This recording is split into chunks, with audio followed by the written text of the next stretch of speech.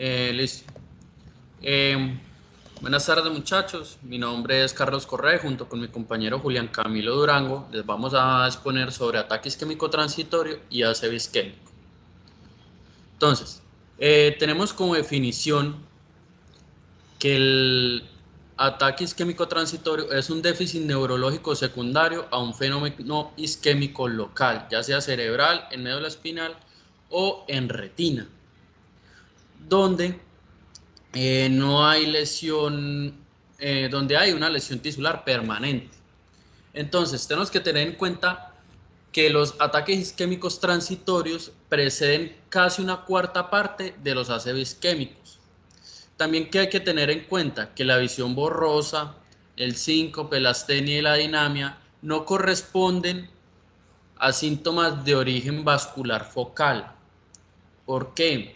Muchos médicos confunden esto y por ello es que el 36% de los casos hay una discordancia diagnóstica entre los médicos neurólogos y los no neurólogos. También, pues, después del manejo hospitalario, los pacientes que ingresan con diagnóstico de ingreso de ataque isquémico transitorio, menos de la mitad de ellos continúan con ese diagnóstico al egreso. Entonces, ¿qué es lo que pasa? El paciente sale y más de la mitad de ellos quedan sin ese diagnóstico, sino que lo cambian. Entonces, la epidemiología. Lo primero a tener en cuenta es que en Colombia no tenemos datos sobre ataque isquémico transitorio. En Estados Unidos se calcula que se presenta entre 200 a 500 mil casos por año, con una incidencia de 0.29 a 1.1 por mil por año. Entre el 12 y el 23% de los pacientes con ataque isquémico transitorio han tenido un ACV isquémico previo y los pacientes de ACV isquémico hasta el 24% han tenido alguna vez un episodio de ataque isquémico transitorio. Entonces, estos datos de incidencia vienen con una tendencia a bajar, a disminuir, gracias al cambio de la definición en el diagnóstico de ataque isquémico transitorio, que es el daño tisular, y pues el uso de neuroimágenes mucho más sensibles. Entonces, tenemos la fisiopatología. Entonces, en la fisiopatología lo que pasa es un proceso de hipoperfusión, ya que hay una disminución tanto en el tejido del cerebro, hay una disminución tanto de oxígeno como de glucosa. Entonces, lo que no hay una adecuada presentación de esta circulación en el tejido, alterando este y dando la sintomatología que da. Entonces, la etiología de esta patología, el 34% es cardioembólico, del 10 al 18 son enfermedades en pequeños vasos, del 9 al 13 en grandes vasos y otras causas de 3 a 6%.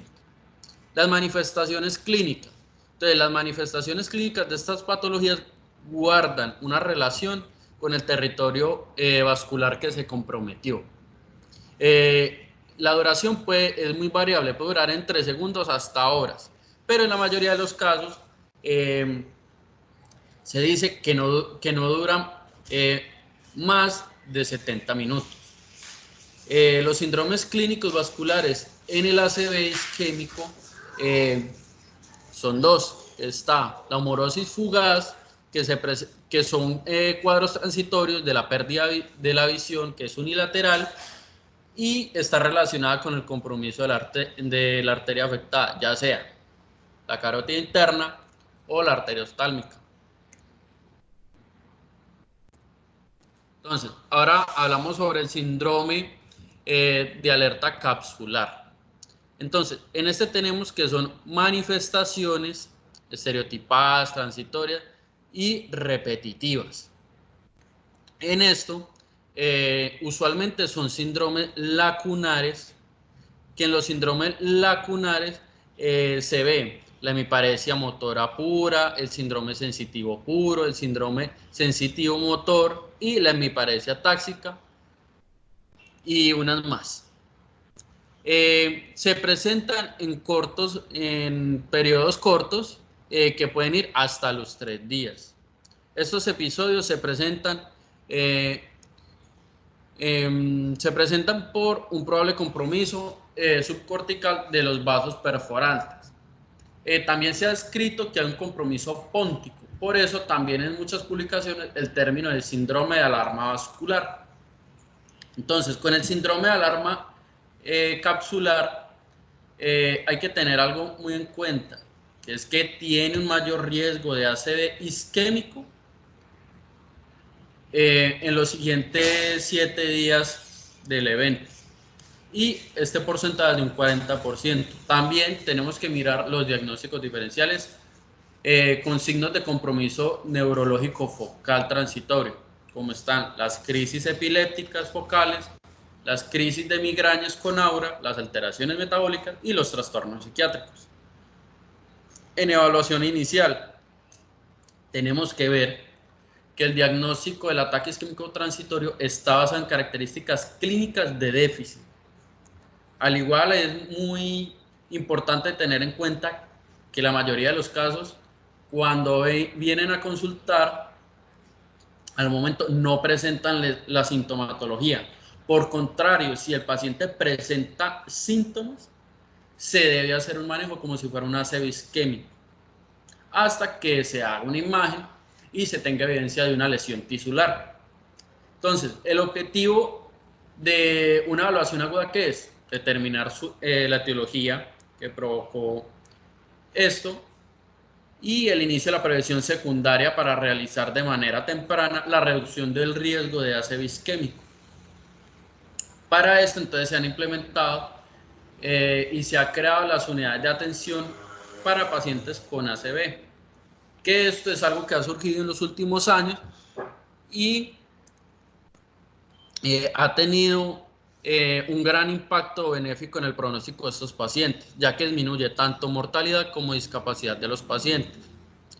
En Colombia recientemente se ha tratado de replicar dichos modelos para la atención aguda de los pacientes con ataque isquémico transitorio. ¿Esto qué nos permite? Nos permite unos estudios dirigidos en los pacientes de una forma más rápida, que sean en menos de 24 horas, no va a tener costos adicionales en la hospitalización, va a tener una evaluación más rápida en equipos dirigidos, dirigidos pues a la atención neurovascular, disminuyendo el riesgo de recurrencia de la ACV, que como lo demuestran los estudios Express y SOSTIA, que demostraron tasas de recurrencia del 2% y del 1.95% respectivamente. ¿Qué pruebas diagnósticas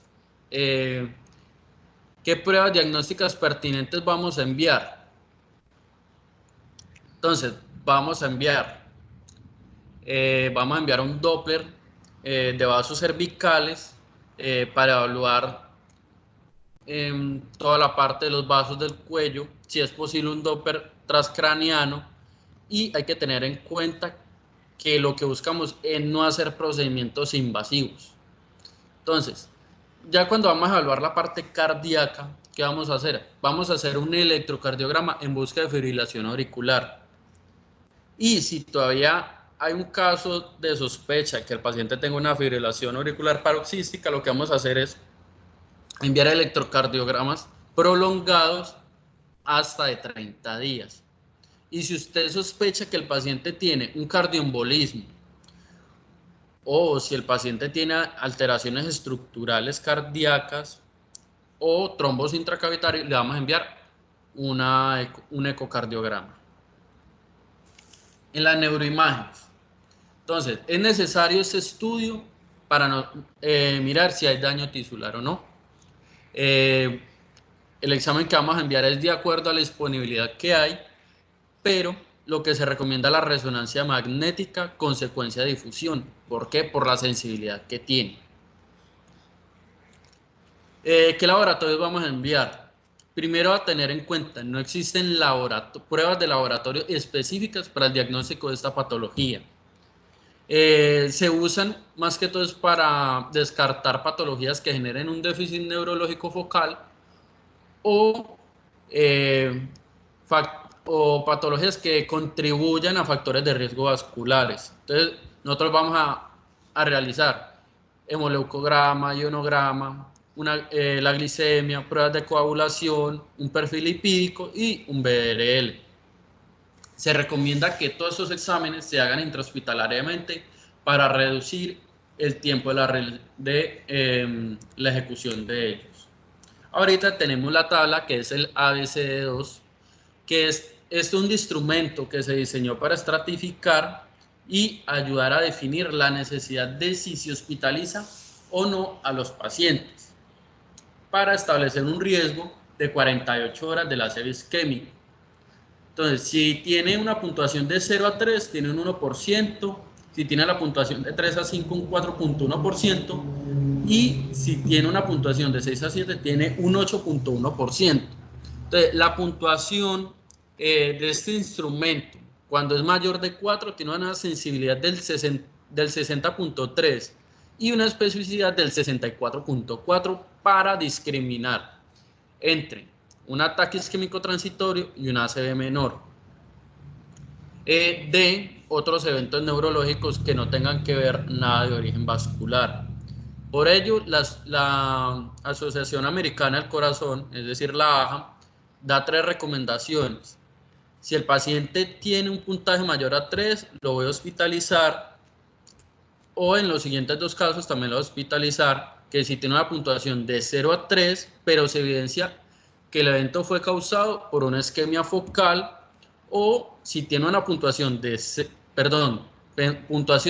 a 2, o si tiene una puntuación de 0 a 2, en quien no hay certeza acerca de si le puedo realizar los estudios diagnósticos completos de forma ambulatoria en menos de 48 horas. Ahora viene la parte de prevención secundaria. Entonces, en la prevención secundaria se habla de la monoterapia, que es la recomendada en los casos de ataque isquémico transitorio, ya sea con ácido acetilsalicílico de 50 a 325 miligramos días o clopidogrel 75 miligramos días. La terapia dual, iniciada entre las primeras 24 horas y mantenerla durante 90 días, tiene una evidencia muy baja, pero algunos estudios la recomiendan, ya que dicen que reducen la recurrencia de ACV isquémico. Para esto también que vamos a tener en cuenta otras recomendaciones, que es manejar los factores de riesgo, la hipertensión, la dislipidemia, con metas que sean que el LDL esté menor a 100 miligramos sobre decilitro. Manejar la diabetes, la obesidad, el tabaquismo. De igual manera, el manejo según la etiología de ellas. Entonces, sabemos que la etiología de estas mayormente son cardioembólicas. Entonces, si en caso de enfermedades carotídeas se debe seguir las recomendaciones, es de acuerdo al porcentaje de la oclusión. Entonces, en estenosis intracraneanas, del 50 al 99%, las recomendaciones que hacen es el uso de antiagregantes plaquetarios como es el ácido acetilsalicílico en una dosis de 325 miligramos día. Pero también hay un estudio que es el SAMPRIX que recomienda la terapia dual con clopidogrel 75 miligramos día durante 90 días. También tener en cuenta que no está recomendado la terapia intravascular intracraneana, ya sea angioplastia o con stent. Y el uso de anticoagulantes orales se usa en embolismos cardiogénicos o trombofílicos, como lo es el síndrome fosfolípido. Y si no se pueden usar los anticoagulantes, usamos el ASA, que está totalmente recomendado. En el pronóstico, entonces, la importancia del reconocimiento y el diagnóstico de estos casos es por el riesgo de la presentación del ACV isquémico. Recordar que el ACV isquémico, entre el 10 al 15% en los 3 meses, va a ocurrir un episodio, generalmente recurren en nuevos episodios a los 3 meses. En ese porcentaje de los episodios que ocurren en los próximos 3 meses, hasta el 50% de ellos se presentan en las primeras 48 horas. Entonces, también en el pronóstico, porque se reportan que ha disminuido progresivamente la tasa de riesgo del ACV. ¿Gracias a qué? Al mejoramiento de la atención de los pacientes, la implementación de las unidades y un mejor tratamiento que se ha logrado. También tener en cuenta que el hallazgo de múltiples lesiones isquémicas antiguas, la presencia de aterosclerosis en grandes arterias, o si en el ABCD2 hay un puntaje de 6 a 7, el riesgo de ACV aumenta hasta el doble. Los factores de riesgo como edad avanzada, la hipertensión, estos se comportan como predictores de ACV y también incrementan el riesgo cerebrovascular. Ahora vamos a hablar sobre el ACV isquémico. Entonces, la definición de ACV se define como un episodio de déficit neurológico secundario a la lesión localizada en el sistema nervioso central, que puede ser de origen isquémico o de origen hemorrágico. El ACV isquémico se presenta aproximadamente en un 85% de todos los ACVs y es una enfermedad que afecta a una gran parte de la población, ocupando el segundo puesto como causa de muerte. En Colombia, las enfermedades vasculares han llegado a ser la primera causa de la mortalidad, siendo el ACV la segunda causa de muertes, siguiendo después de las isquemias de miocardio. También tener muy en cuenta que estas patologías, además de su mortalidad, tienen un gran impacto en la discapacidad, porque esta enfermedad se asocia a discapacidades, a importantes discapacidades, tanto de corto como a largo plazo, siendo principalmente la causa principal de discapacidad en el mundo. Entonces, al nosotros tener un buen conocimiento del diagnóstico, el manejo de esta enfermedad, el pronóstico de los pacientes va a depender, va a mejorar mucho el pronóstico, ya que el pronóstico depende de las acciones que nosotros tomemos agudamente. Ahora, los factores de riesgo que nos pueden afectar y que nos pueden llevar a un ACV isquémico.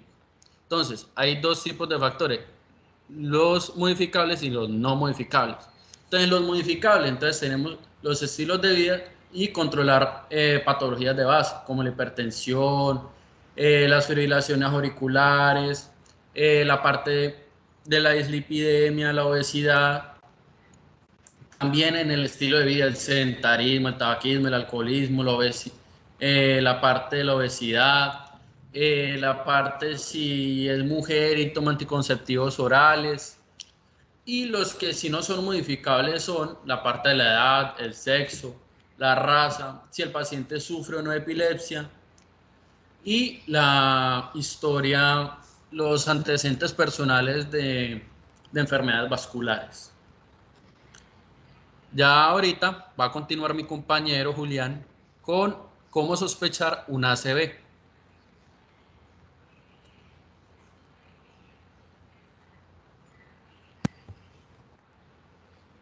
Bueno, muchachos, ¿me escucha, Carlos? Sí, Bueno, espero les guste la charla. Eh, Voy a continuar. ¿Se pueden ver las diapositivas bien? sí, sí se ven bien. Bueno, entonces, como venía diciendo mi compañero anteriormente, eh, nosotros como personal de la salud tenemos que tener un claro enfoque de, de cómo Julián, interpretar. activa tu cámara. ¿Está desactivada? Está desactivada, ya está activada. Ah, bueno. Entonces, como decía mi compañero Carlos, es necesario que nosotros como personal médico podamos identificar a un paciente que esté cursando con una ACV y que estemos capacitados para hacer un buen diagnóstico, un buen enfoque, dado que estos pacientes dependerán como tal de en cuánto tiempo se le trate. O sea, si estos pacientes a nosotros nos llegan de una forma aguda y nosotros los podemos tratar de forma aguda también rápida, esto beneficiaría mucho al paciente. O sea, reduciría la tasa de mortalidad y discapacidad del paciente. Obviamente con un buen tratamiento, como más adelante lo vamos a ver, que es con la trombolisis intravenosa y la trombectomía mecánica en caso del paciente ser candidato a, a esta, ¿cierto? Eh, como tal, cuando sospechamos de un ACV isquémico, la mayoría de los pacientes que cursan con un ACV isquémico, muchachos, cursan con una manera abrupta de déficit neurológico, una manera súbita. Un paciente que tranquilamente estaba en la sala hablando con su esposa, la esposa va a la cocina y cuando llega otra vez y ve a su esposo, literalmente el paciente está con una parálisis, con una parálisis facial, o sea, de un momento a otro el paciente cursa con este evento de forma abrupta. Este evento, más que todo, o esta enfermedad, es muy común en pacientes mayores de 50 años que se asocian a factores de riesgo cardiovasculares. Esto no quiere decir que a los pacientes jóvenes no les pueda dar una ACV. Tranquilamente, un paciente de menos de 50 años, como mi edad, puede tranquilamente cursar con una ACV. O sea, que no es patrón hormónico de personas mayores. Pues hablemos pues como de las características de la clínica de los pacientes con ACV. Los pacientes tienen una clínica muy característica, muy común de este evento cerebrovascular. Lo que más vamos a encontrar, lo más común van a ser trastornos del lenguaje como las afasias, las disartrias, déficits motores como hemiparexia, monoparexia y parálisis faciales. Vamos a encontrar otras como el déficit sensitivo. Estos pacientes muchas veces llegan sin sensibilidad. Estos pacientes pueden llegar con un vértigo, ¿cierto? Todo esto va a depender también, obviamente, estos pacientes también pueden presentar ataxias y otras presentaciones menos comunes, que le podemos decir atípicas, que son convulsiones, alteraciones en los movimientos oculares y alteraciones en el estado de conciencia. Estos pacientes tranquilamente a usted le puede llegar a un servicio de urgencias caminando y decirle, vea, se me paralizó el lado derecho de la cara o sencillamente llegar estuporoso o en coma, o sea, lo llevan las personas, ¿vale? Esta palabra stroke miss hace referencia a todos los síndromes neurovasculares, muchachos, que imitan al síndrome neurovascular. O sea, para ser específico, esta palabra stroke miss quiere decir las enfermedades que simulan un ACV, ¿cierto? Entonces, tener esto muy en cuenta nosotros como personal de la salud, porque no todo lo que tenga déficit neurológico de todo esto puede ser un ACV. Tener en cuenta que existen los stroke miss y que los que más comúnmente vamos a encontrar son las crisis epilépticas, las migrañas, el síncope, hipoglucemia, el delirium, trastornos funcionales y otros menos comunes como la esclerosis múltiple. Estoy haciendo énfasis, hay que hacer énfasis en dos grandes, especialmente en uno, pero vamos a hacer énfasis en dos grandes. La hipoglucemia está declarada como el mayor imitador del síndrome neurovascular. ¿Qué quiere decir esto, muchachos? Que nosotros como médicos, como personal de la salud, cuando nos sospechemos que el paciente puede estar pasando por una ACV, lo primero que tenemos que descartar grande, un examen, un paraclínico, va a ser la glucemia del paciente. Hay que hacerle una glucemia inmediatamente para descartar valores de glicemia por debajo de 60 miligramos por decilitro. Otro grande, así como para tenerlo en cuenta, es el delirium. Acordémonos que un paciente adulto mayor que esté cursando con una infección tranquilamente puede estar en una sepsis y estar así somnoliento y sencillamente puede estar simulando una ACV, obviamente no teniéndolo, y nosotros como médicos nos arriesgamos a creer que eso sea una ACV y lo podemos tratar, y lo que generamos es lo que podemos generar con el tratamiento va a ser un sagrado a nivel del sistema nervioso central, que es una de las complicaciones del tratamiento de esta patología. Entonces, ¿qué hacer, muchachos, cuando nosotros sospechamos que el paciente tenga una ACV? Claramente, el paciente a nosotros nos llega al servicio de urgencias. Nosotros lo primero que tenemos que hacer es, obviamente, ya hacer una buena identificación. Entonces, hacemos una buena historia clínica detallada, concisa, rápida, pero completa, muchachos. Lo importante aquí es el tiempo. ¿Por qué? Porque esta enfermedad, le podemos decir que el tiempo en esta enfermedad es cerebro. Si yo pierdo tiempo, es cerebro que se daña. Entonces, tener en cuenta el tiempo de evolución de estos pacientes. Entonces, la historia clínica va a constar de una anamnesis. La anamnesis, pues, obviamente, como les dije anteriormente, rápida, concisa, clara y detallada, enfocada en el sistema comprometido, que en este caso va a ser el nervioso, ¿cierto? Entonces, la anamnesis vamos a preguntar por los síntomas, ¿cierto? Los síntomas obviamente nos van a indicar, nos van a enfocar que el paciente probablemente pueda estar cruzando con una ACV. Claro, ahorita busquemos el tiempo de evolución, que es uno de los ítems. ¿Por qué el tiempo de evolución? Porque obviamente nosotros en esta enfermedad tenemos un tiempo de ventana terapéutica que es de 4.5 horas. Entonces, ¿por qué es importante el tiempo? Porque si a nosotros llega un paciente posterior a las 4 horas y media, es un paciente que ya no es candidato a la trombolisis intravenosa, puede ser candidato a la trombectomía mecánica, que es el otro método terapéutico de estos pacientes, ¿cierto? Entonces, tener eso en cuenta.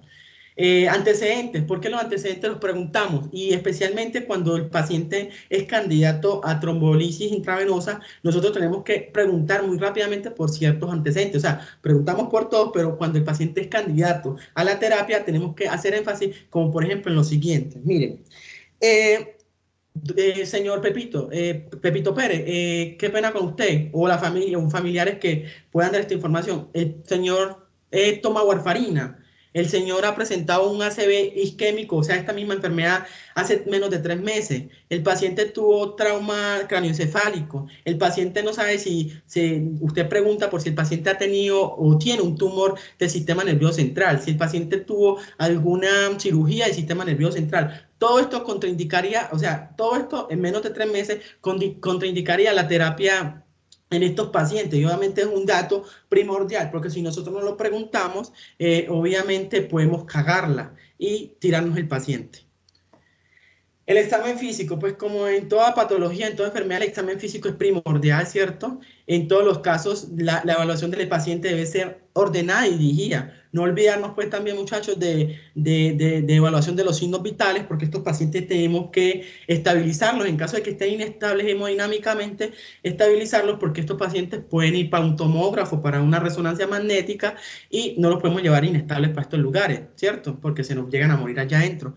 Una vez ya nosotros evaluemos todo esto, que el paciente esté bien hemodinámicamente, esté estable, es necesario una evaluación rápida y práctica del resto de sistema. Listo, cuando ya verifiquemos el resto del sistema, muy rápidamente enfocarnos en el sistema que a nosotros nos interesa, que es el sistema, pues, como tal, neurológico. Hacer, pues, este debe ser de un carácter muy rápido y muy enfocado. Muchachos, nosotros para evaluar el déficit neurológico del paciente, para decir el paciente está en regulares o en muy mal condiciones neurológicas, o un déficit neurológico muy llevadito o no, tenemos una escala que se llama la escala de Nix. Pues ahí en la pantalla aparece, muchachos, yo soy muy malo en inglés, entonces ahí aparecen en la pantalla pues sus siglas que quiere traducir. Entonces, esta escala neurológica consta de 11 ítems, de los cuales pues van de 0 a 42 en el puntaje, ¿cierto? Esta escala nos permite a nosotros evaluar el déficit neurológico, también nos permitiría a nosotros mirar la extensión automáticamente de cuál lesión tiene el paciente, si es grande, si es pequeña, porque si obviamente el paciente tiene mucho puntaje, quiere decir que la extensión que fue afectada la lesión es grande, ¿cierto? Esta escala puede administrarse de forma rápida y permitirá orientar sobre el posible tratamiento del paciente, definir las necesidades de indicación de tratamiento específico, además de facilitar la comunicación entre el personal médico. Eso como grande nos lo facilita la escala de NIS. Entonces, a continuación, muchachos, les presentaré la escala de NIS, que consta de 11 puntos. Quiero pues expresarles, muchachos, que esta es una escala muy larga y voy a mencionarla por encima. La estudié demasiado, pero la vamos a hacer por encima porque literalmente quita mucho tiempo y yo espero que ustedes puedan ver videos para saber evaluar esta escala, ¿vale? Entonces, es una escala que consta de 11 puntos y evalúa respuesta verbal, motora, muchas cosas, ¿cierto? Entonces, como así grande, el nivel de conciencia vamos a hablar de 3 maneras, con un nivel 1A, 1B, 1C. En el nivel 1A de conciencia vamos a evaluar si el paciente está alerta o no está alerta, como por ejemplo, señor Pepito, ¿cómo estás? Listo, él te dice, muy bien. Entonces el paciente está alerta. Eso en la escala de NIS nos daría 0 puntos. Pero si el paciente responde como muy somnoliento, como que bien, o sea, o menos, pues, o sea, muy somnoliento, tendría una puntuación de 1 en la escala de NIS. Y si prácticamente está muy somnoliento, tendría 2. Y si el paciente está en coma, no responde a nada, entonces el paciente tendría 3 puntos en la escala de NIS. El nivel de conciencia también lo podemos preguntar por verbalmente, lo podemos verificar como el nivel 1B, como le pedimos al paciente, o le hacemos preguntas como, por ejemplo, ¿en qué mes estamos? ¿O en qué mes vivimos? ¿Cuántos años tenés? Si el paciente a vos te da 2 respuestas buenas, porque le hicimos 2 preguntas, el paciente tendrá 0 puntuación en la escala de NIS. Si tendría una sola respuesta buena, tendría 1, y si las 2 están malas, tendría pues 2 puntos en la escala de NIS. Nivel de conciencia C, ¿cierto? El paciente se le dice que ejecute ciertas órdenes motoras, como por ejemplo cierre los ojos, ábralo, extienda la mano, ciérrela, ¿cierto? Si como por ejemplo yo le digo al paciente ejecute 2 acciones y el paciente las ejecuta todas 2, obviamente el paciente va a tener 0 puntos en la escala de NIS, pero si ejecuta una, va a tener 1 punto, y si ejecuta las 2, si no ejecuta, o sea, si solo ejecuta uno, 1 punto, y si no ejecuta ninguna, 2 puntos, ¿cierto? La mirada también la podemos evaluar, la mirada conjugada. Nos paramos al frente del paciente, y le decimos que por favor no siga el dedo con su mirada. Si el paciente pues lo sigue y no tiene ninguna dificultad, tendría 0 puntuación en la escala de NIS. Si literalmente tiene como una leve nivelación del movimiento ocular, pero continúa, podemos decir que tiene un punto. Y si no la sigue, literalmente el paciente está letárgico, está ahí, o sea, no, nada, entonces tendría 2 puntos, ¿cierto? Y muchachos, así muchas otras parámetros evaluados por esta escala, como por ejemplo podemos evaluar campos visuales, parecias faciales, podemos presencia de debilidad en ambos miembros superiores o inferiores, y así grande. Y todos estos puntajes los vamos sumando. También podemos pues evaluar la parte sensitiva, la parte del lenguaje, si el paciente está disástrico, y todo esto. Entonces, cuando nosotros ya terminemos este examen, muchachos, contamos los puntos del paciente que nos dé, ¿cierto? A continuación les mostraré pues, espero no me quise extender con esta escala por cuestión de tiempo, no quiero que este video sea muy extenso. Entonces, después que nosotros terminamos la escala NIST, ya sumamos los puntos, y la interpretación es la siguiente. Si el paciente tiene obviamente 0 puntuación en la escala de NIST, el paciente tendrá 0 dificultad neurológica, 0 déficit neurológico. Una puntuación en la escala de NIST de 1 a 4 sería un déficit neurológico leve, de 5 a 15 sería moderado, 16 a 20 sería ictus grave, y mayor de 25 literalmente es muy grave. Es un paciente que, como por ejemplo una puntuación de la escala de NIS mayor a 25 puntos, un paciente que literalmente no se le debería hacer puesto trombolísis. Todo dependerá pues también del tiempo de ventana terapéutico, pero no. Entonces, esta escala de NIT, pues con esta puntuación y con esta interpretación nos diría el paciente cómo está, y con esto nosotros obviamente tomaríamos decisiones terapéuticas, ¿cierto?, para el paciente. Una escala de NIT por debajo de 3, un paciente que tiene una leve, pues, dificultad, déficit neurológico como tal, muy poco, y son pacientes que probablemente puedan ser candidatos a la trombolisis intravenosa. Paraclínico, muchachos, como lo vimos anteriormente, acordémonos que la hipoglucemia es el principal imitador del síndrome neurovascular. Entonces, tener en cuenta que pacientes con valores de glicemia menor a 60 miligramos por decilitro pueden imitar el síndrome neurovascular, y nosotros estar cometiendo un error y pudiendo tratar a ese paciente, estamos cagándola. Vale, entonces si el paciente tiene valores por debajo de 60, corrijámoslos. El paraclínico importante ese, la entrada ese, no vamos a cagarla. Ahorita, lo siguiente, al paciente le pedimos INR, ¿cierto? Porque de pronto el paciente está tomando warfarina, y más adelante veremos que pacientes que estén anticoagulados y tengan INR por encima de 1.7 son pacientes que se les saca, no clasifica para terapia de trombolísis. También le pedimos un perfil metabólico, sí, un hemograma, función renal, Y otros paraclínicos van a depender, pues, como tal, del paciente, ¿cierto? Imágenes, nosotros, pues, literalmente, nosotros como personal de la salud, cuando nos llega un paciente esto, nosotros deberíamos iniciar a hacer una imagen lo más rápido posible. La literatura dice que deberíamos hacer una imagen en menos de 20 minutos, ¿cierto? Y todo va a depender qué imagen tomamos. Siempre tenemos disponible prácticamente dos ayudas imaginológicas, magnética y es la TAC, ¿cierto? La tomografía. ¿Cuál de las dos escoger? Todo va a depender de la disponibilidad que tengamos en el servicio de urgencia, ¿cierto? Obviamente, si yo tengo un resonador, pues esto es, diría yo, y es literalmente es la mejor herramienta, pero si no lo tenemos, tenemos la tomografía, que es la que más comúnmente tenemos en todos los servicios de urgencia y literalmente es muy buena, o sea, literalmente es muy buena y esta pues como tal nos ayudaría a evaluar ciertas cositas a continuación, las vamos a decir. Entonces, la TAC de cráneo es una herramienta pues que es la más usada en los servicios de urgencia respecto a esta patología. Primero, obviamente, por su disponibilidad y segundo, pues porque es la que más, sí, por su disponibilidad. Y a todo paciente, como les decía anteriormente, es necesario hacer una ayuda imaginológica. Entonces, si nosotros hacemos una TAC, la herramienta del ATAC es identificar rápidamente si el paciente está cruzando con una hemorragia, o sea, descartar un ACV isquémico hemorrágico, porque obviamente si es hemorrágico, el paciente ya no sería candidato a una trombolisis intravenosa, ¿cierto? También esta TAC nos diría a nosotros, nos ayudaría a definir el territorio que está comprometido, o sea, la hipoxia o el infarto, el territorio dañado, ¿cierto? Esto nos lo ayudaría a la TAC. Son como dos ítems grandes que nosotros hacemos para evaluar pues si el paciente está cursando con una ACV. Los cambios isquémicos en la circulación se pueden establecer topográficamente con métodos e imágenes usados para calcular la extensión de la lesión, como por ejemplo esta escala, la escala de Aspen. La voy a mencionar por encimita porque más adelante la vamos a profundizar. Esta escala es una escala que nos evalúa a nosotros el territorio de la arteria cerebral media, que es prácticamente uno de los vasos más importantes que tenemos a nivel del sistema nervioso central. Esta escala de Aspen evalúa los 10 territorios o los 10. Esta escala tiene 10 puntos y cada punto es uno de los territorios de los cuales la arteria cerebral media vasculariza, ¿cierto?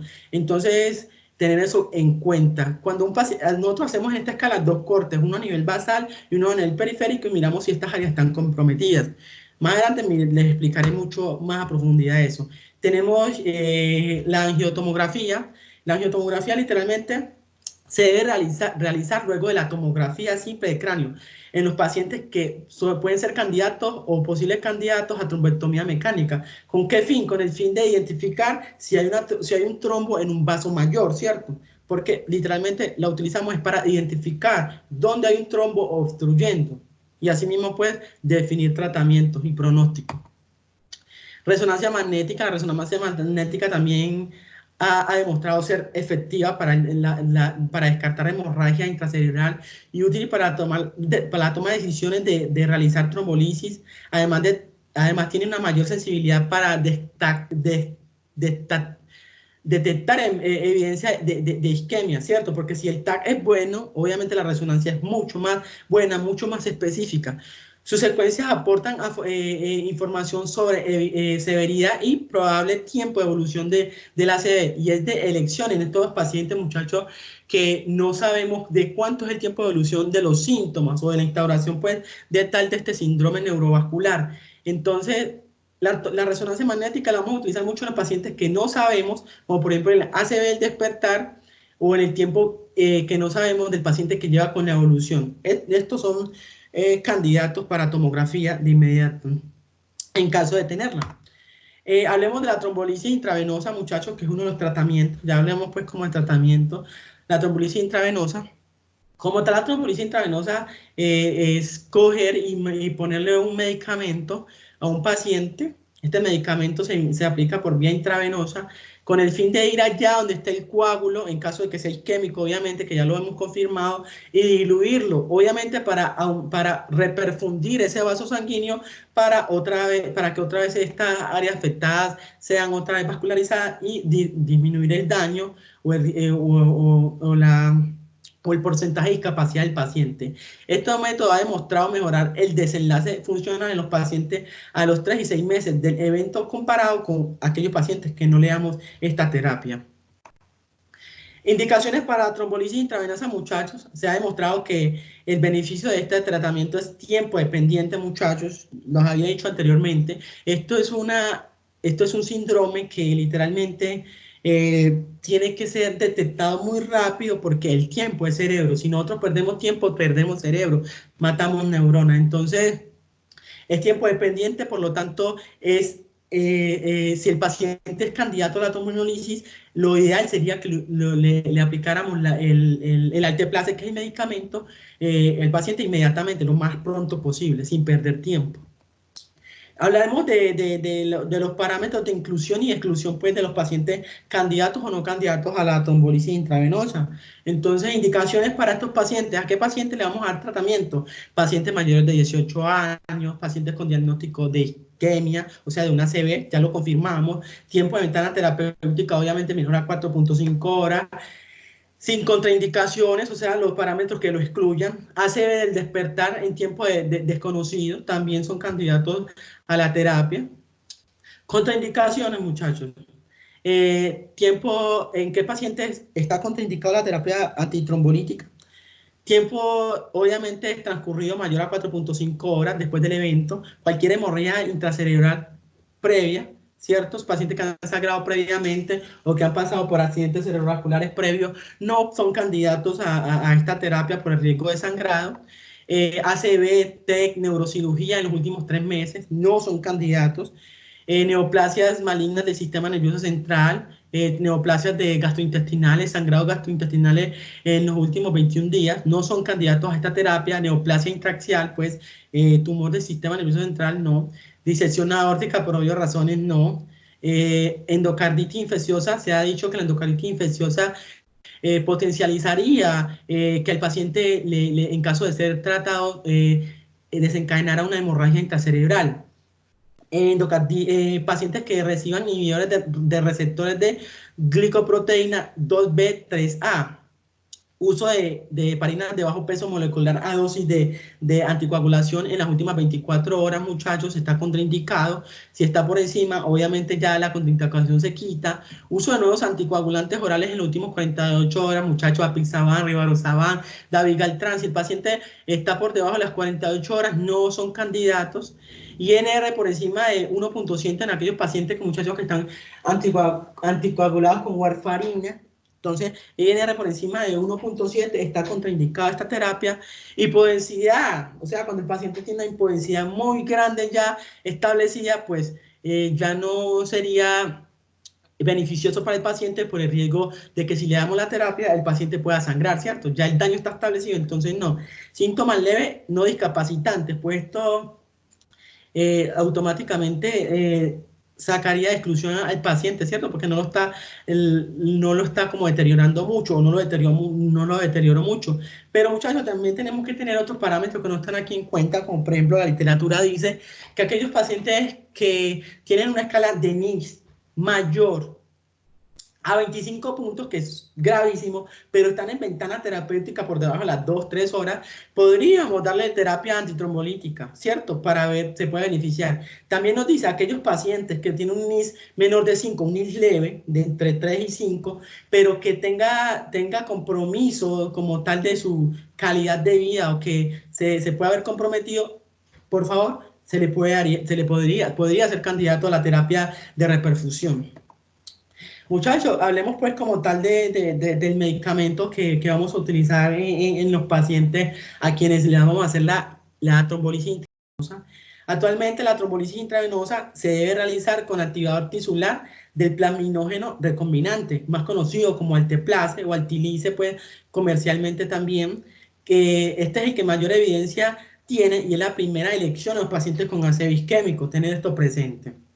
Ahí en las imágenes podemos ver pues esta actinice es la presentación comercial y este es el nombre como tal de la molécula, alteplase. Pero no estar muy extendido con estos muchachos. Entonces hablemos de la dosis del alteplase, muchachos. El alteplase se pone a una dosis de 0.9 miligramos kilogramos, la dosis máxima sería de 90 miligramos. ¿Cómo se administra? A este paciente le vamos a administrar, del 100% que vamos a administrar, el primer 10% lo vamos a administrar en 1 minuto, en infusión, ¡pum!, se lo pasamos. Y el 90% restante lo vamos a pasar en 1 hora, ¿cierto? En bolo durante, en 1 hora, ¿cierto? 1 hora restante. Esa sería como tal la dosis del alteplase y el método pues de pasarlo. Así grande. Nosotros tenemos que tener pues, cuando vamos a hacer la terapia de reperfusión cuando vamos a hacer la terapia de reperfusión pues con alteplase, ¿cierto? Tenemos que tener unas cosas muy en cuenta con algunos parámetros, como por ejemplo la presión arterial, muchachos. Pacientes que tengan presiones arteriales menores a 185, 110, no, le damos la terapia, pero si la presión arterial del paciente, mientras le vamos a pasar pues como tal la infusión de alteplase, está mayor a 185, 110, no lo podemos pasar. ¿Qué tenemos que hacer? Darle antihipertensivos al paciente para bajar para bajarlo a 185, 110 o menor. De este resultado. ¿Con qué lo podemos bajar? Con la Betalol, un antihipertensivo. Le podemos dar de 10 a 20 miligramos intravenosos y se puede repetir una vez más. Si no se logra esta meta, muchachos, si no se logra esta meta, no podemos administrar la tromboniolisis, ¿cierto? Bueno, eso es en caso cuando estamos pasando como tal la infusión de alteplase, pero cuando nosotros estamos pasando la infusión del alteplase y el paciente se nos descompensa mientras le estamos pasando la infusión del alteplase, nosotros tenemos que ponerle la Betalol 10 miligramos intravenosos seguido de infusión continua de 2 a 8 miligramos minutos. Si no se logra estabilizar estas metas, muchachos, entonces ya recurrimos a un nitrato que nos dicen a nosotros que el ideal sería el nitroprusiato. Pero esto literalmente no se debería hacer. ¿Por qué? Porque acordemos que el paciente está pasando por una fase aguda allá arriba del sistema nervioso central y el nitroprusiato lo que genera es vasodilatación allá arriba, y entonces no creo que esto beneficie mucho al paciente porque le genera un poquito más de hipertensión endocraniana y poder llevar al paciente a tirárselo más. Entonces pensar esa parte pues no es muy efectiva, que digamos. Vamos a monitorizar el paciente, muchachos. Vamos a monitorizarlo, la presión arterial, y vamos a monitorizar el paciente con la escala de NIS, porque la escala de NIS obviamente nosotros la hacemos de entrada y la vamos a hacer continuamente para ver si el paciente evoluciona favorablemente o no, o negativamente, ¿cierto? Entonces dice así: se debe realizar toma de la presión arterial y evaluación del estado neurológico por medio de la escala NIS cada 15 minutos por 2 horas desde iniciado la trombolisis, ¿cierto? Luego, cada 30 minutos por 6 horas y luego cada hora durante las 16 horas restantes.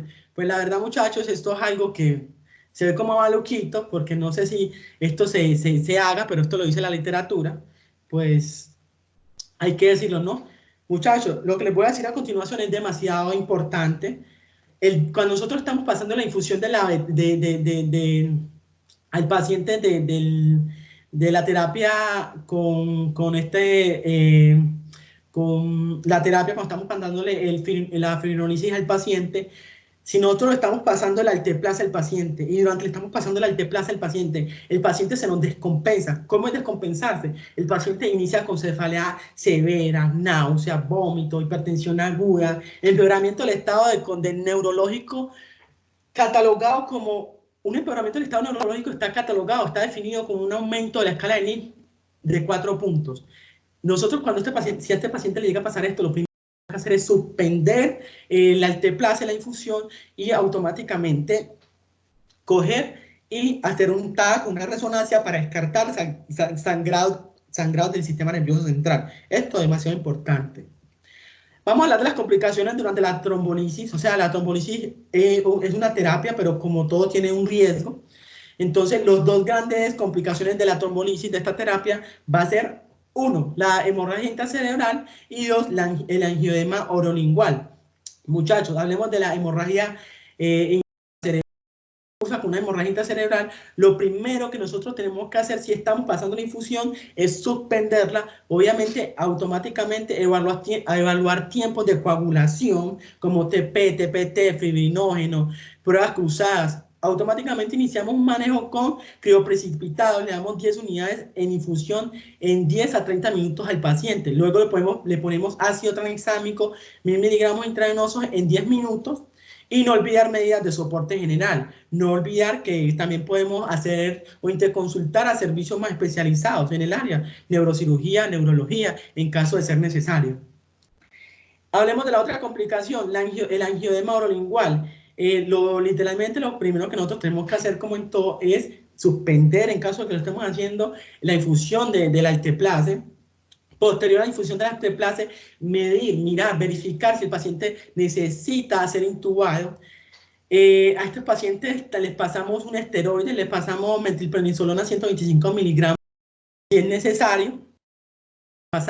Le pasamos ranitidina 50 miligramos, IVP, le pasamos un antihistamínico, difenhidramina 50 miligramos y le podemos poner adrenalina en caso de que los síntomas se estén complicando o se estén agravando, porque esto puede cursar con un choque anafiláctico, el paciente se le puede cerrar la vía aérea. Entonces, tener esto muy presente. Ahí terminamos como tal el tratamiento de la fibrinolisis. Vamos a hablar de la trombectomía mecánica, que es el otro método de reperfusión.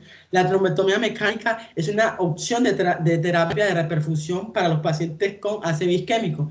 Se realiza por medio de terapia endovascular. Claro, metemos un catéter al paciente, puede ser por inguinal, femoral o no sé, otra parte, ¿cierto? Se podría realizar tanto en pacientes a los que se les haya realizado trombolisis intravenosa, ya que estudios dicen que la terapia, o sea, que los dos juntos han demostrado mayor eficacia, ¿cierto? Y obviamente es una de las elecciones cuando el paciente, la fibrinolisis intravenosa no le funcionó. Los pacientes con oclusión, muchachos, del segmento M2, M3 de la arteria cerebral media, oclusión de arteria basilar, o sea, el sistema de irrigación posterior vertebrobasilar. La cerebral anterior y la posterior podrían ser candidatos a la trombectomía mecánica, pero no existe mucha evidencia al respecto de eso. ¿A qué pacientes son candidatos como tal a la trombectomía mecánica? Acala modificada de ranking previa a la ACV entre 0 y 1. Esta escala no la mencionamos, pero esta es una escala, digámoslo así, de dependencia, pero del ACV, de los pacientes con ACV. Va de 1 a 6 puntos. Un paciente con una dependencia de 1, un paciente que literalmente puede hacer las cosas completas, bañarse, caminar, hacer todo lo cotidiano. Con una leve pues hay dificultad, pero lo puede hacer, no necesita prácticamente nadie. Un paciente con 2 pues ya tiene leve, necesita de la ayuda de algunas cositas del diario, no muy graves pues, pero el paciente continúa bien. Un paciente con estadio de 3 ya tiene un poquito ya de dependencia, ya lo pueden estar bañando, ayudándolo con otras cositas. Un paciente de 4 ya tiene una muy marcada dependencia. Este paciente lo pueden bañar, lo pueden dar alimentación, lo tienen que hacer una cantidad de cosas. Si un paciente ya con una escala de ranking de 5, es un paciente totalmente dependiente, y 1 de 6 es un paciente que está en coma o literalmente está muerto, ¿vale? Entonces, continuando pues con los pacientes que son candidatos a la trombectomía mecánica, edad mayor de 18 años, una escala de NIS mayor o igual a 6, ¿cierto?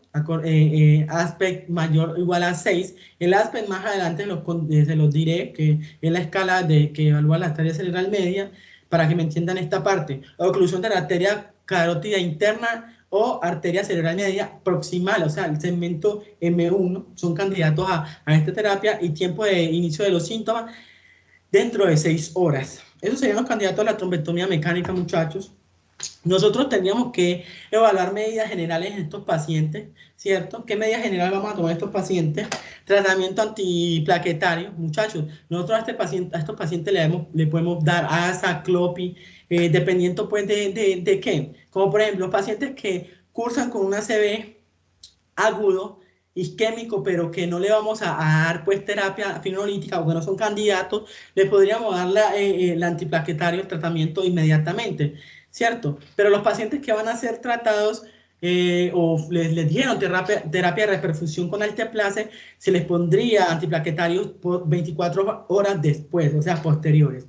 Pacientes con ACV menor, con un puntaje menor, una escala de NIS inferior a 3 puntos, no cardioembólicos y que no reciban alteplase, o sea, que no fueron candidatos a la terapia, se recomendaría una terapia DAL. Se le podía dar 2 antiagregantes plaquetarios, por ejemplo, ASA y CLOPI, juntos durante 21 días. Eso dice la guía. Al igual que pacientes, cuando usted detecta que el paciente tiene una ateromatosis de vasos del sistema nervioso central, esos pacientes serían candidatos a una terapia dual con antiagregantes plaquetarios. Puede ser aspirina más clopi, pero este tiempo se aumenta a 90 días. Evaluemos la presión arterial, ¿cierto? Pero en estos pacientes que no le hicimos, pues, como tal, una terapia de reperfusión con alteplase. En pacientes que no se les hizo esto, lo ideal es que estos pacientes tengan presiones arteriales menor de 220 a 120 milímetros de mercurio, ¿cierto?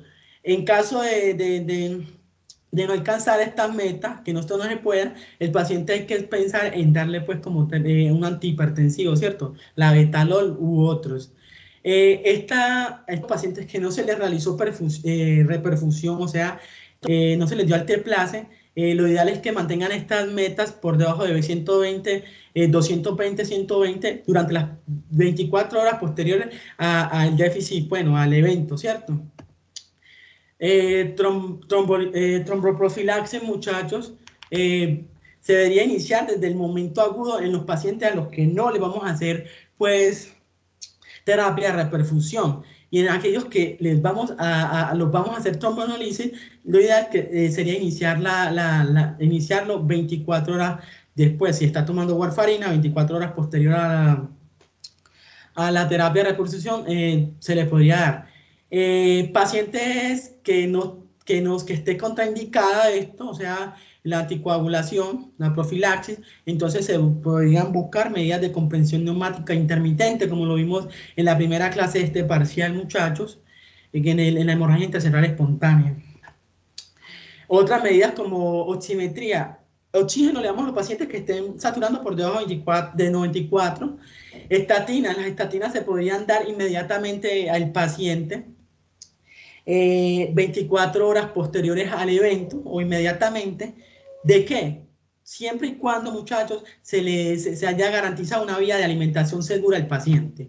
La glucemia del paciente. La evidencia indica que las personas con hiperglicemia persistentes durante las 24 horas posteriores al evento está asociado con peores pronósticos o peores desenlaces, por lo cual la guía nos recomienda que nosotros debemos manejar niveles de glicemia entre 140 y 180 miligramos de decilitro.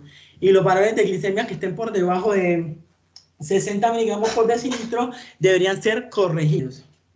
Muchachos, los pacientes deberían, después de que ya identificamos todo esto, deberían ser estudiados con el fin de buscar la etiología del ACV, ¿cierto? Existen diferentes escalas para la clasificación etiológica, ¿cierto? La más utilizada es la escala de Toax. Esta escala clasifica el ACV isquémico en 5 subtipos, ¿cierto? Aterosclerosis de gran vaso, cardioembólico, como le decía mi compañero Carlos anteriormente, que una de las causas, oclusión de vasos pequeños, que esto nos produce como tal isquemias lacunares muy pequeñitas, accidente cerebrovascular de otras etiologías determinadas y accidente cerebrovascular de etiologías indeterminadas. Muchachos, ahí terminamos como tal la parte del tratamiento, la identificación de todo y todas las medidas y los pacientes que son candidatos o no candidatos. Ahorita hablemos como tal la parte de tal como la tomografía en el accidente cerebrovascular, o sea, las ayudas inmunológicas. Anteriormente las mencionamos, pero no a profundidad. Aquí vamos a mencionarla un poquitico a profundidad. Entonces, dice así, la evolución inicial del paciente con ACV ha sido tradicionalmente realizada mediante la tomografía, ya que esta técnica permite evaluar la presencia de sangrado y la extensión del compromiso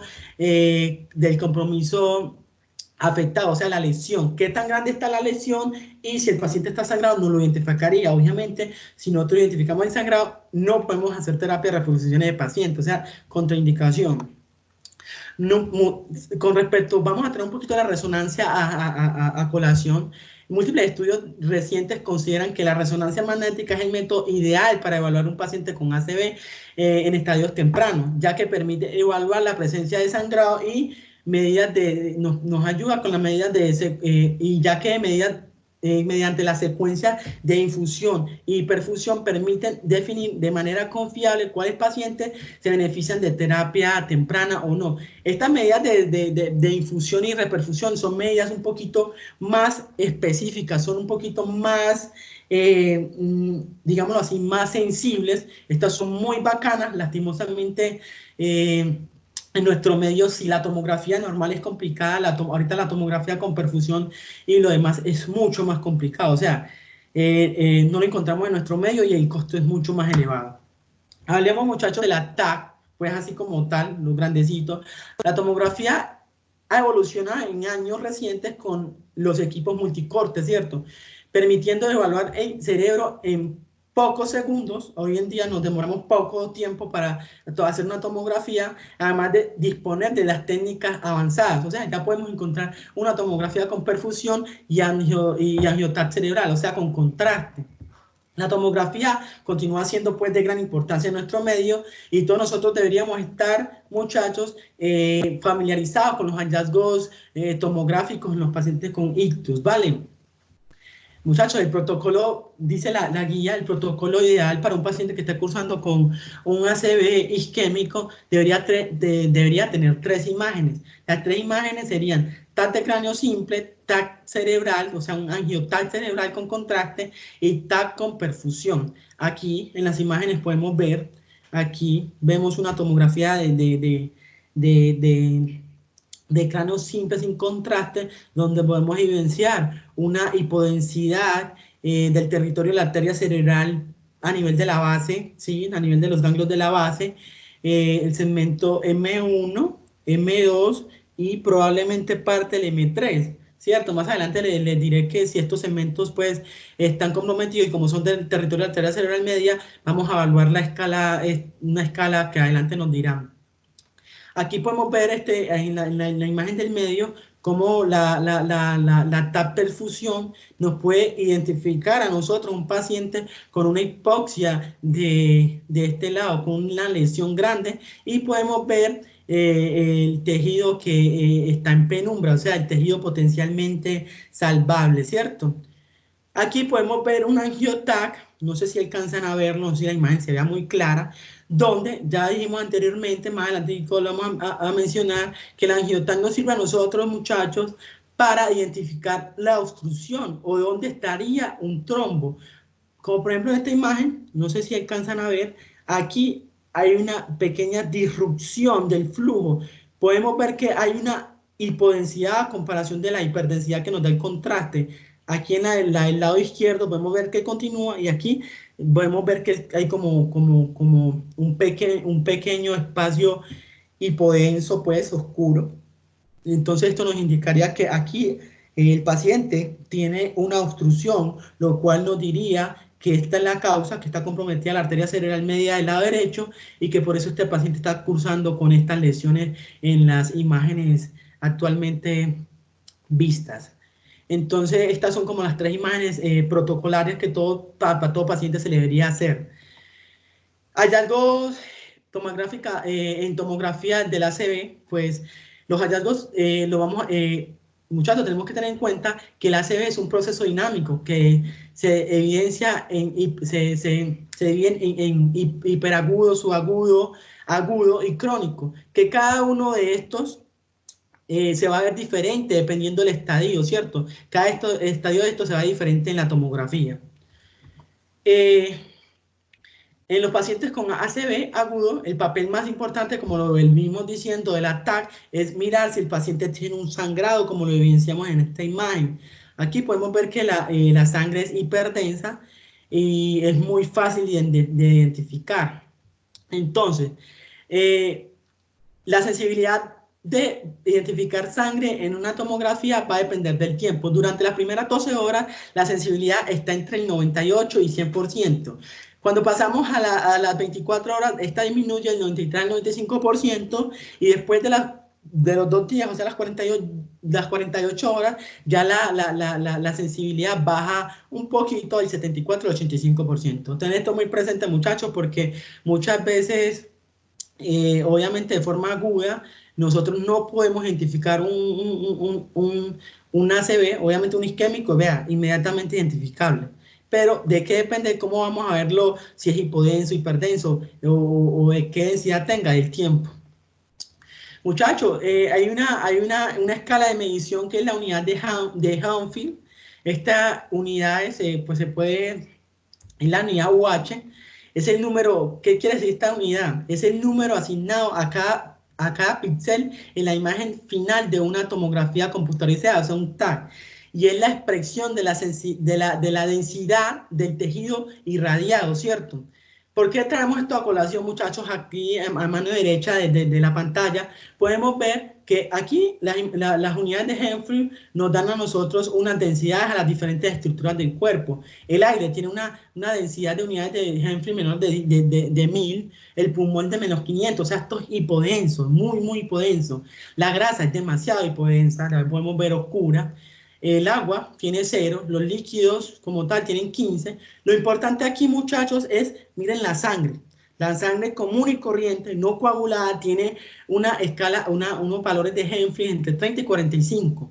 ¿Por qué les traigo esta escala? Porque miren lo siguiente. La sangre trombosada tiene una alta densidad de aproximadamente el 70 al 90%, ¿cierto? Escala Hanfield. Por lo tanto, muchachos, uno de los hallazgos en ACV isquémico en la TAT es la hiperdensidad de los vasos sanguíneos, denominado como el signo del vaso hiperdenso. Tengamos esto presente, les traje la escala de Hanfield por lo siguiente, porque este signo fue descrito inicialmente en la arteria cerebral media. Los pacientes cuando cursan con una ACV tienen las probabilidades de cursar con el signo de la arteria cerebral media entre un 35 y un 50%.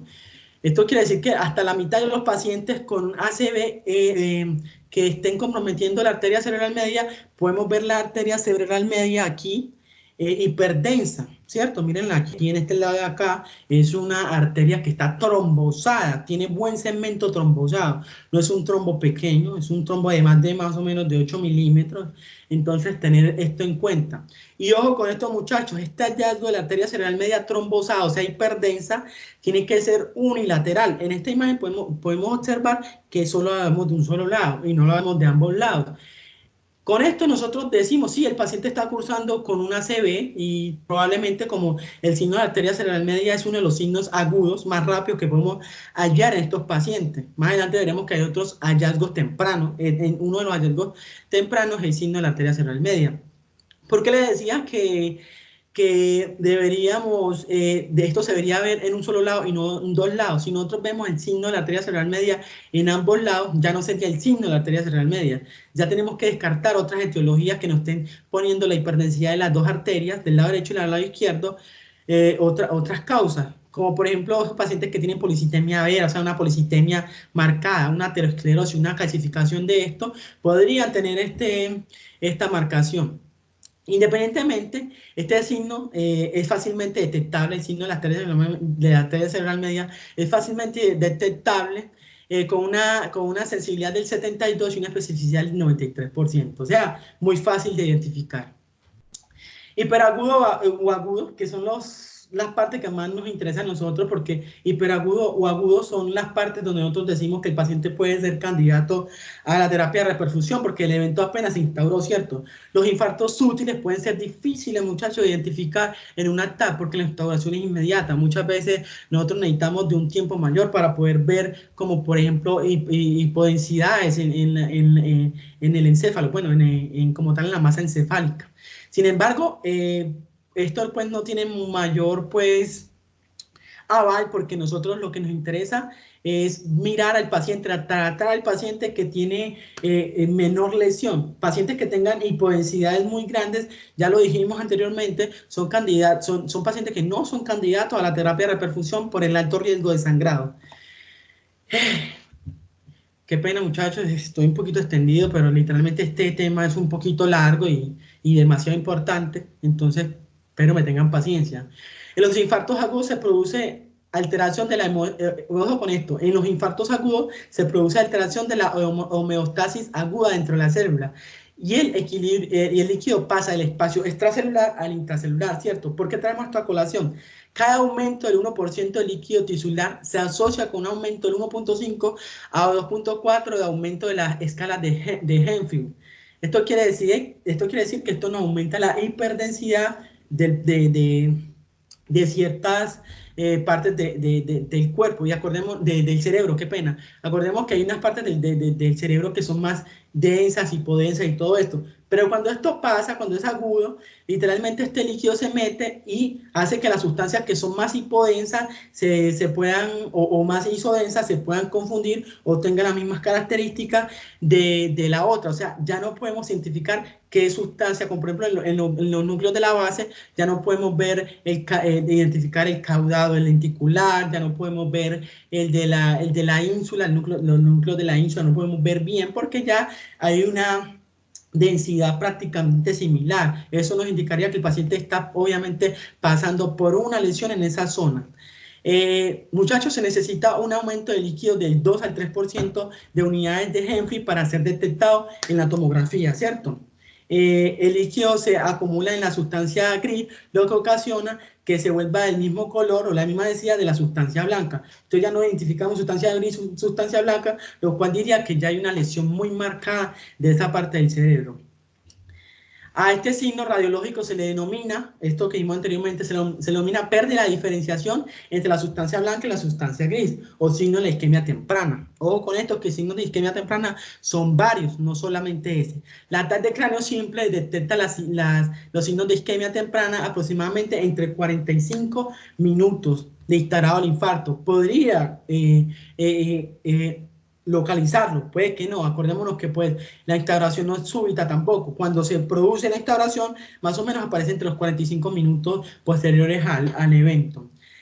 A las 6 horas ya muchachos del infarto, ya el paciente haber cursado con el déficit y con la lesión, la TAC de cráneo simple muestra hipodensidad de la sustancia gris. Este hallazgo indica isquemia irreversible, ¿cierto? A las 6 horas, pues, un paciente ya propasó el tiempo terapéutico que es de 4 horas y tal vez la lesión está mucho más extendida.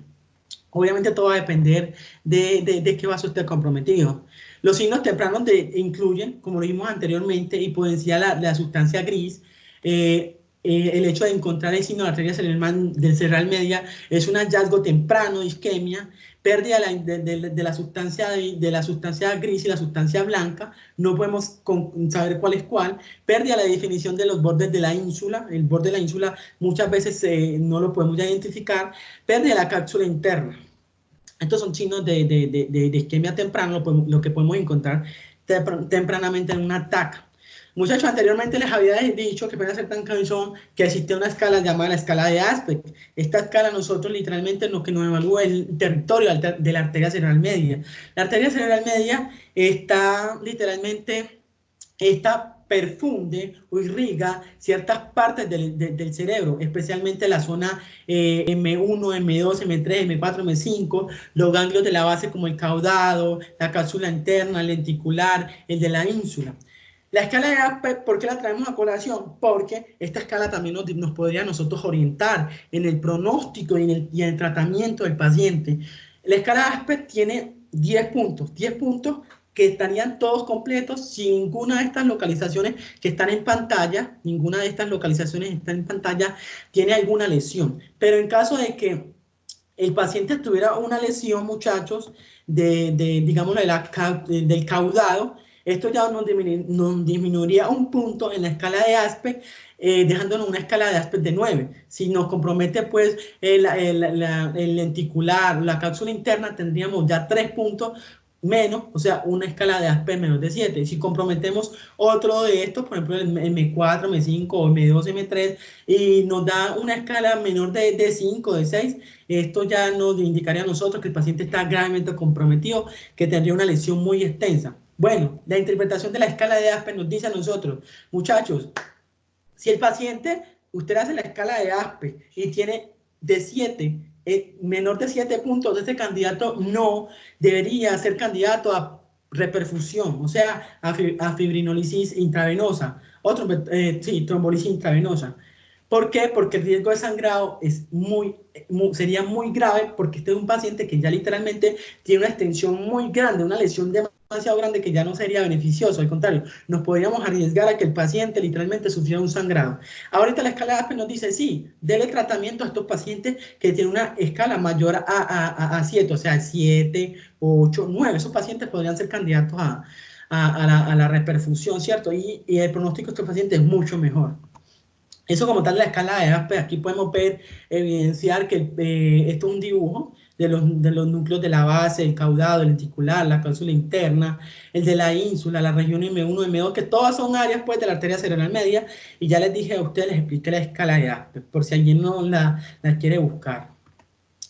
La detección de los signos tempranos de ACV en tomografía es obviamente la clave para el diagnóstico del mismo, del ACV. Obviamente nosotros con la isquemia evaluada por mediante una tomografía o una resonancia son los hallazgos que nos dicen y nos dicen a nosotros, sí, el paciente está cruzando con un ACV, entonces ya haríamos el diagnóstico. La presencia hipodensidad establecida se asocia a pobre pronóstico y alto riesgo de sangrado si el paciente lleva pues como tal a la terapia de reperfusión. La detención de los signos de isquemia temprana continúa siendo la clave, como dijimos anteriormente, para el diagnóstico del ACV y permite determinar junto con otros parámetros de inclusión o exclusión cuáles pacientes son candidatos a terapia de reperfusión. Desafortunadamente, muchachos, miren lo que vamos a decir, los signos tempranos son difíciles de identificar en la TAC con una sensibilidad a las 3 horas del 30% y ya a las 6 horas aumenta el 60%, cosa que al paciente no le beneficiaría. Obviamente, si esto fuera más temprano, lo puedes identificar y el paciente se beneficiaría, pero ya 6 horas después ya obviamente aumenta porque el paciente ya tuvo una lesión muy grave y el tiempo pues le produjo una lesión demasiado grave. Ya muchachos, en los 2 o 3 semanas después del ACV, después de que el paciente se le instaló el ACV, la densidad del infarto cambia de hipodenso a isodenso, haciendo muy difícil de apreciar ya esto. O sea, el paciente ya el color le cambia con el tiempo, ¿cierto? Entonces, este oscurecimiento se llama fog hits. Fog hits. Y es una etiología, aunque no se desconoce, o sea, no se sabe eso porque pasa. Angiotac, muchachos, anteriormente dijimos que el angiotac lo necesitamos para identificar qué parte del cerebro está obstruido. El angiotac es un contraste que se le pone a un paciente, creo que es gadolinio, que se le pone al paciente intravenoso, bueno, dentro de un vaso sanguíneo para mirar el recorrido de los vasos sanguíneos. Aquí en la flecha podemos ver que hay aquí se evidencia que hay una obstrucción, porque de aquí para acá, si podemos analizar esta zona de acá está comprometida, hay un infarto aquí del cerebro, entonces aquí está la obstrucción y por culpa de esta, obviamente, esta es la arteria cerebral media, así, del lado izquierdo, por la obstrucción de esta, el paciente pues tuvo un infarto de esta zona. Esta es la zona como M1 y M2, ¿cierto? Entonces, muchachos, el principal propósito de la angiotac, o sea, de la angiotac, ¿cierto? De que la angiotac, la tomografía, pero con reperfusión, que sería angiotac, es definir el sitio de la oclusión y el sitio de la oclusión y vascular. O sea, y decirnos nosotros si el paciente tiene colaterales o no, porque los pacientes que no tienen colaterales, el pronóstico es un poquito peor. El sitio de la oclusión es de gran importancia porque determina la probabilidad de recanalización, ¿cierto? No es lo mismo un trombo a nivel de la arteria cerebral en la porción M1 que en la porción por allá M6 más profundo, no. Entonces, esta también nos ayuda a nosotros a la progresión, si dependiendo del vaso comprometido, nos diría la progresión y el pronóstico del paciente, ¿cierto? Acordémonos que la arteria cerebral media es uno de los vasos más grandes y este lo obstruimos, obviamente la lesión va a ser mucho más grande y el paciente va a tener un déficit neurológico mucho más extendido. La sensibilidad y especificidad de la angiotomografía para la detección de oclusiones es prácticamente el 100%. Así como grande, TAP perfusión, muchachos, es uno de los métodos especializados que se utilizan. Esta neuroimagen nos permite visualizar el tejido en penumbra, que es potencialmente salvable, ¿cierto? Ante una trombolisis. Este paraclínico específicamente no lo tenemos disponible en nuestros medios, ¿cierto? Pero tenerlo en cuenta. Muchachos, esto sería todo. Aquí podemos ver como tal que esta zona del cerebro no está perfundida. Entonces, y podemos ver la zona en penumbra. Toda esta es la zona en penumbra, muchachos, que es la zona potencialmente salvable. Muchachos, hemos terminado. Espero que si tienen algunas dudas, el profesor se las pueda resolver, pero si yo puedo, obviamente también se las resolvería. Muchas gracias por la atención prestada. Espero no haya sido muy extenso. Gracias. Carlos. Carlos.